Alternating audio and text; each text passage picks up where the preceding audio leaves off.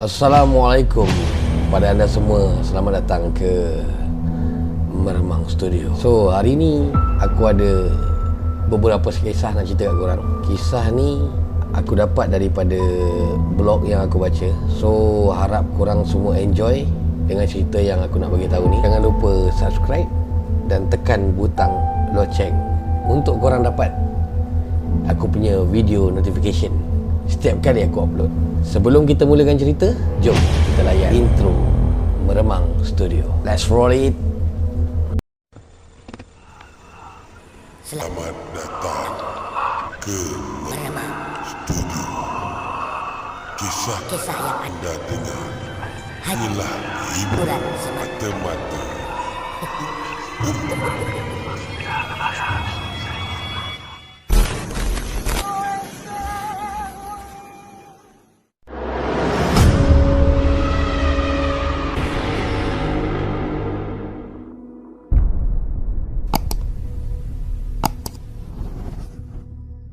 لو أنزلنا هذا القرآن على جبل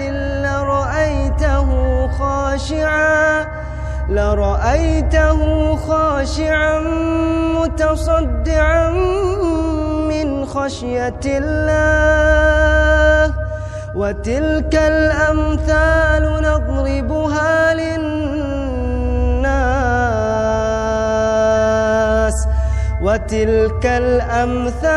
نضربها للناس لعلهم يتفكرون.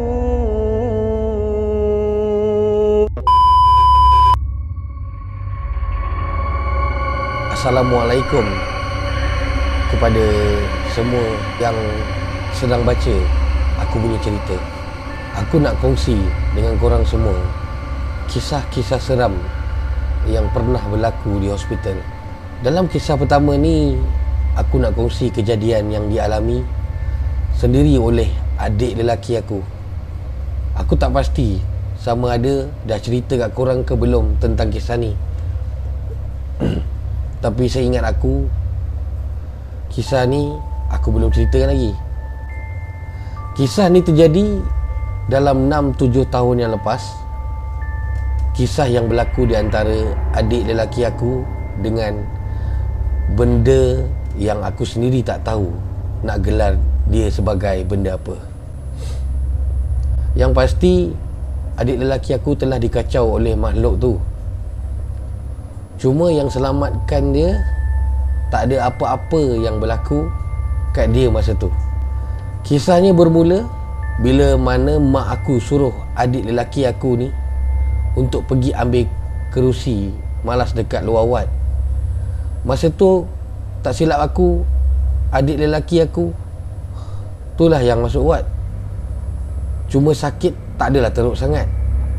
Zaman tu kerusi malas diorang letak kat store dekat luar wad je. Jadi kalau nak ambil kerusi malas kena jalan sikit lah keluar daripada wad. Hospital punya waktu melawat pula bukan sampai pukul 12 malam kan. Jadi pukul 11 lebih macam tu mak aku dah suruh adik aku pergi siap-siap ambil kerusi malas tu. Adik aku cerita masa tu adalah seram mana pun. Memanglah laluan pejalan kaki dekat depan wad tu dah lengang, tapi terang benderang je. Dia kata tak takut pun disebabkan store tu dekat je. Jadi keluar je wad terus sampai bilik simpanan kerusi malas tu. Lepas dah ambil satu kerusi, adik aku pun tutup balik lampu dan pintu bilik store tu. Masa dia nak berjalan masuk ke dalam wad, tiba-tiba bahu dia disentuh seseorang. Masa adik aku toleh je, dia agak terkejut sebab kelihatan salah seorang kawan mak aku dah tercegat dekat depan dia. Kawan mak aku ni memang kerja dekat hospital tu, and kita orang memang dah agak rapat jugalah dengan dia, sebab tu kenal dia. Kata adik lelaki aku, dia tanya banyak soalan jugalah masa jumpa tu. Siap ajak pergi kedai lagi masa tu. Tapi adik aku fikir mak aku nanti mesti risau. Tu yang dia tak nak ikut. Adik aku ada jugalah ajak masuk. Tapi dia kata dia tak cepat. Katanya nanti kalau dia free, dia akan datang jenguk adik aku lain kali. Lepas salam, adik aku pun masuklah dalam bilik ward dan cerita dekat mak aku yang dia jumpa kawan mak aku tu. Mak aku tak adalah respon apa-apa sebab dia pun kata nak datang kalau free, nak jenguk adik aku lah. Hari berganti hari, bulan berganti bulan. Satu hari tu aku sekeluarga datanglah beraya dekat rumah kawan mak aku tu. Ketawa punya ketawa, tiba-tiba terbuka cerita pasal adik laki aku ni masuk ward. Masa tu kawan mak aku ni terus marah. Dia kata masuk ward sikit pun tak nak cakap dekat dia. Tergamam mak aku dengar. Yelah, malam masa adik aku masuk ward tu, adik aku sendiri cakap yang dia jumpa kawan mak aku tu. Tuk tak. Dia kata tak terserempak langsung, malah tak tahu yang adik aku tu masuk ward. Terus terdiam semua orang. Yelah, habis tu kalau bukan kawan mak aku yang aku jumpa masa tu, siapa yang dia jumpa sebenarnya?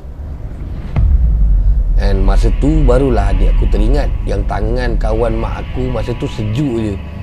Adik aku ingat sebab dia kerja dalam aircon. Tapi tak, adik aku masa tu terus terdiam, pucat je muka dia. Kawan mak aku tu, jangan cakap lah, dah lah benda tu menjelma sebagai dia. Lagilah dia takut kan. Sampai sekarang kita orang tak tahu apa benda tu. Dan selamatlah adik aku tak ikut dia pergi kedai masa tu. Kalau tak, entah-entah kedai mana lah dia bawa kan. Jadi kesimpulannya, belum tentu orang kita jumpa hari ni, saat ni betul. Korang je rasa dia manusia, entah-entah hantu. Okey, jom kita pergi kat cerita yang kedua. Anda semua jangan ke mana-mana. Kisah meremang akan bermula sebentar saja lagi.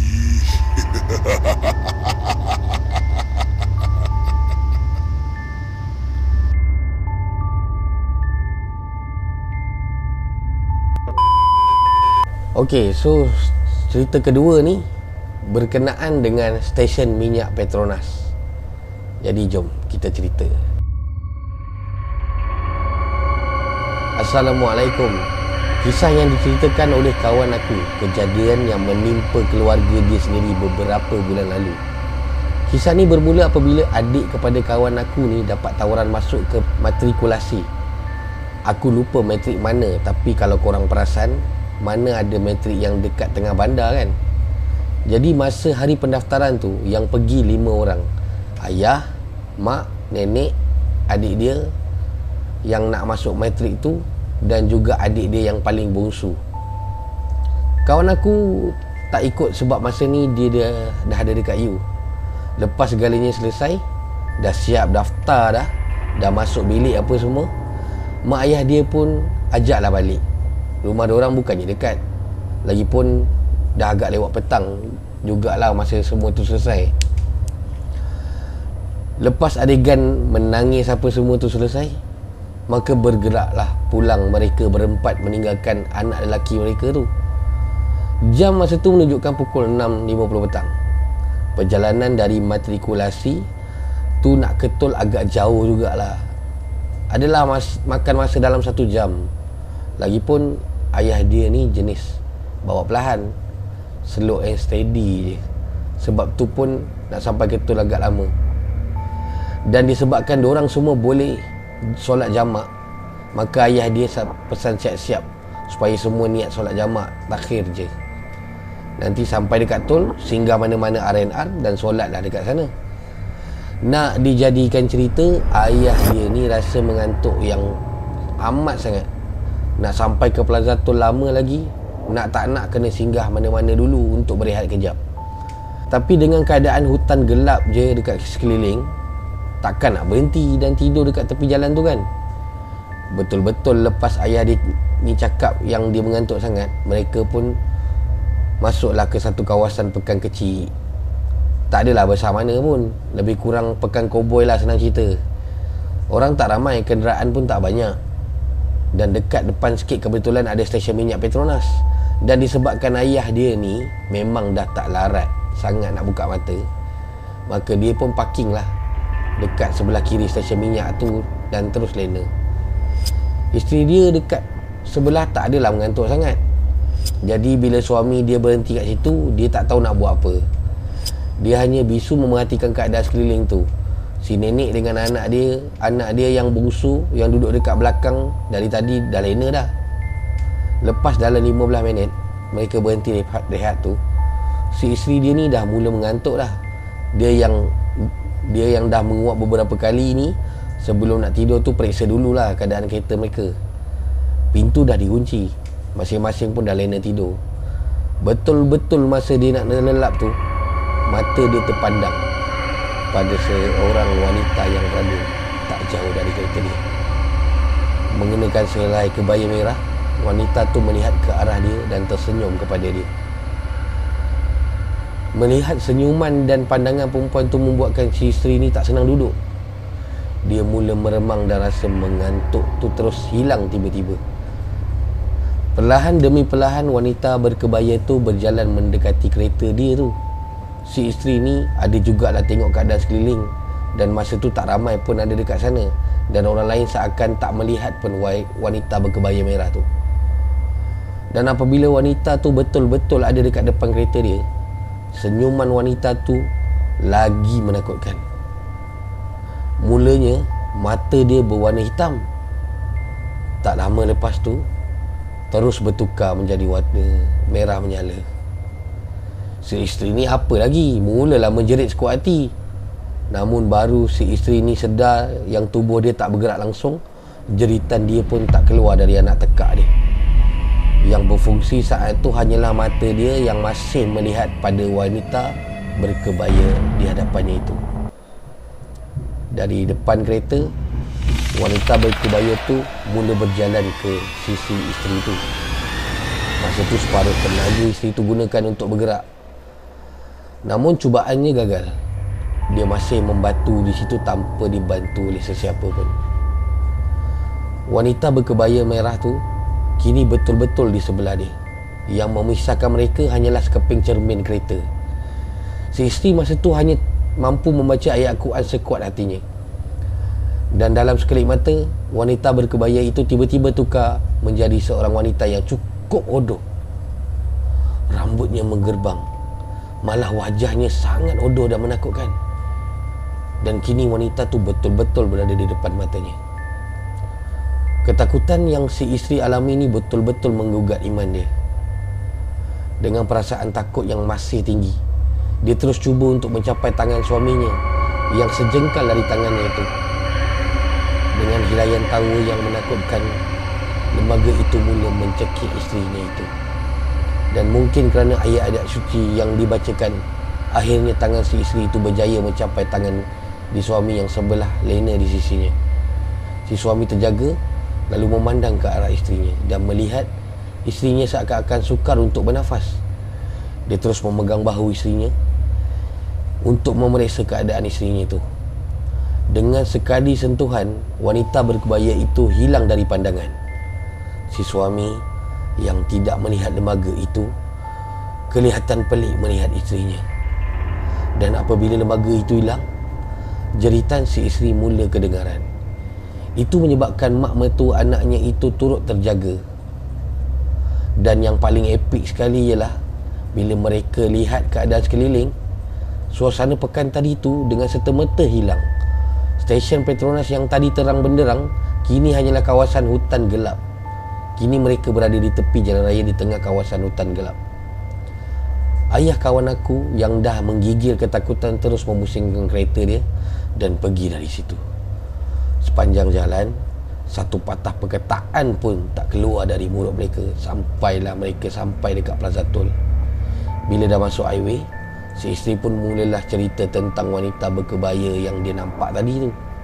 Malah dia cerita masa dia kena tindih dan tak boleh bergerak tu. Selamat mereka tak turun dari kereta dan pergi beli apa-apa dekat stesen Petronas tu tadi. Kalau turun tadi, tak tahulah apa yang jadi dekat mereka sekarang ni.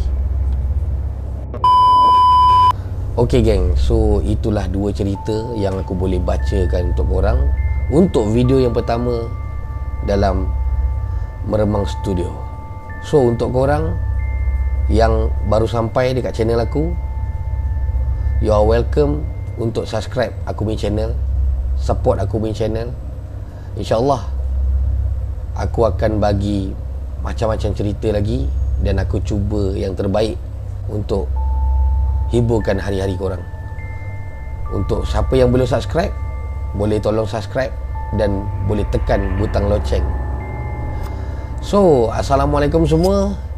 Kita jumpa lagi di Meremang Studio.